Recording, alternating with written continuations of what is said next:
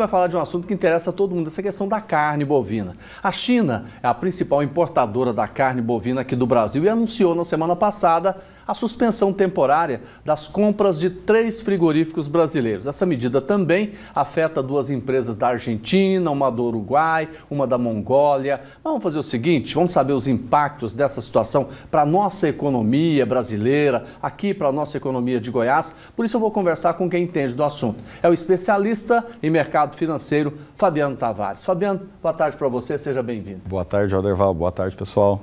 O que significa? Primeiro, vamos lá. A China, em relação à questão da carne, eu vi ali Brasil, Argentina, não é só o Brasil, né? Não. O que acontece, Alderval? Coincidentemente, quem entrar no meu Instagram vai ver que no feriado de carnaval do ano passado, a China também trouxe uma surpresa negativa para os exportadores de carne, mas positiva para o consumidor. Porque, vamos lembrar, quanto mais carne exporta, mais caro fica aqui no mercado. E quanto menos exporta, mais barato fica aqui no mercado.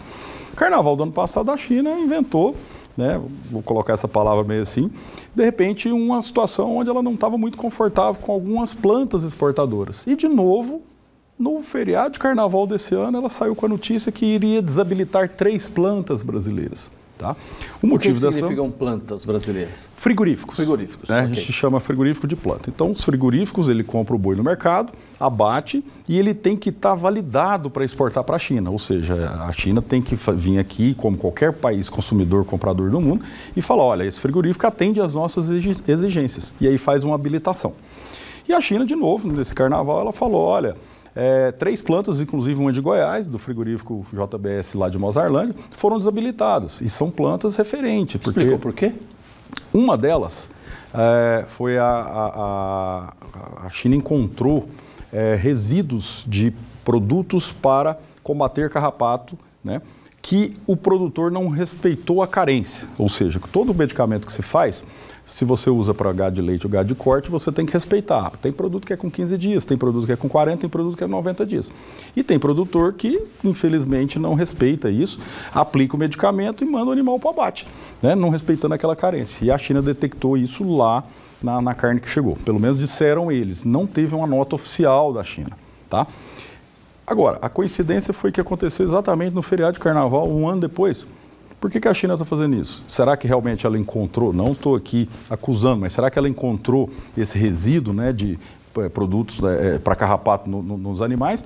Ou simplesmente é uma questão de mercado? Olha, eu vou desabilitar umas plantas e vocês baixam o preço aí, que senão eu desabilito mais. A gente sabe que no comércio internacional tem muito disso. Mas aí, Jordan, nós estamos num momento que a oferta, né, falamos aqui no último programa, de fêmeas ela ainda está boa, mas a de macho ainda não chegou. Lembra que eu disse, a fêmea fica pronta primeiro e o macho fica pronto depois, porque ele tem mais carne a colocar, ele é mais pesado. Então nós estamos num momento que a fêmea está já com a oferta boa e o macho ainda não está com a oferta tão boa. E isso faz com que o mercado não esteja bem abastecido de animal gordo, né?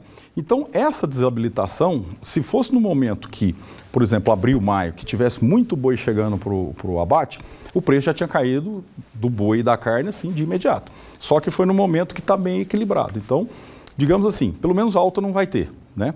Não vai subir. Só que nós temos outra notícia, que ela é muito importante, mas ela não é relevante, né? Quando eu falar ela aqui agora, todo mundo vai pensar, poxa, essa notícia é muito importante. E é. O que acontece? Da mesma forma que a China vem aqui no Brasil e habilita os frigoríficos para poder exportar, ela vai nos outros países, inclusive nos Estados Unidos. E as habilitações americanas, elas vencem amanhã, dia 15 de março. E já se sabem, nos bastidores, que parece que pela briga lá do Trump com, né, o Xi Jinping, o primeiro-ministro chinês, parece que eles não vão reabilitar. Então a gente poderia pensar o seguinte, poxa, está desabilitando todas as plantas americanas, a China não compra mais carne dos Estados Unidos e vai vir comprar o excedente aqui, né? Só que praticamente ela não compra quase nada dos Estados Unidos.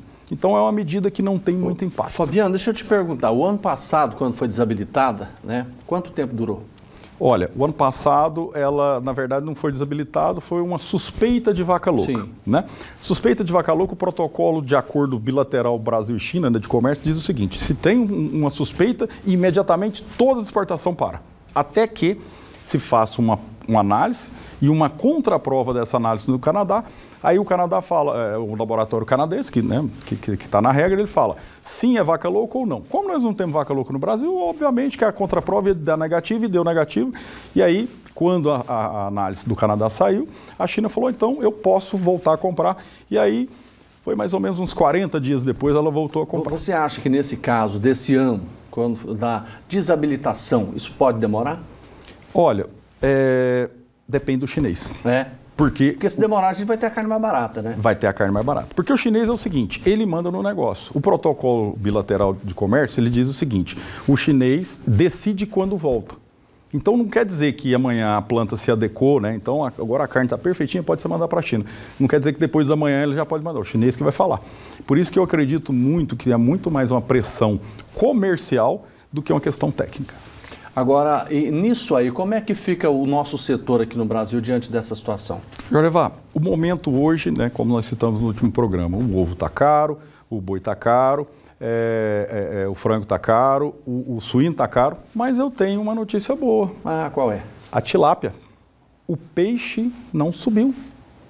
Então o consumidor... E era perto da Semana Santa, a gente já imaginava. Exatamente. Subindo, eu tive com um grande técnico, né, do mercado de tilápia essa semana, ele falou, Fabiano, o preço pago aos produtores de tilápia por quilo, ele estava a R$8 e continua a R$8 por quilo. Gente, não quer dizer que vocês vão lá no supermercado e comprar tilápia por R$8, porque a tilápia viva, né, sem ser abatida, sem ser processada, ela estava sendo paga a R$8 e continua sendo. Então o preço da tilápia não subiu.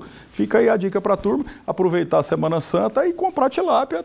A turma que mexe com boi vai falar, Fabiano, você é da turma do boi e está recomendando tilápia. Mas a gente está aqui para trazer o melhor para o público consumidor e o melhor hoje é o peixe. E não só aqui no nosso programa, porque o Fabiano está aqui com a gente na PUC. Que dia que é o programa? Nós estamos no Agro Rentável, todos os domingos às 8h30 e aos sábados às 7h45, trazendo todas as novidades para vocês. Bom, abraço para você. Obrigado, Jornevá. Obrigado. Bom final de semana para todos aí.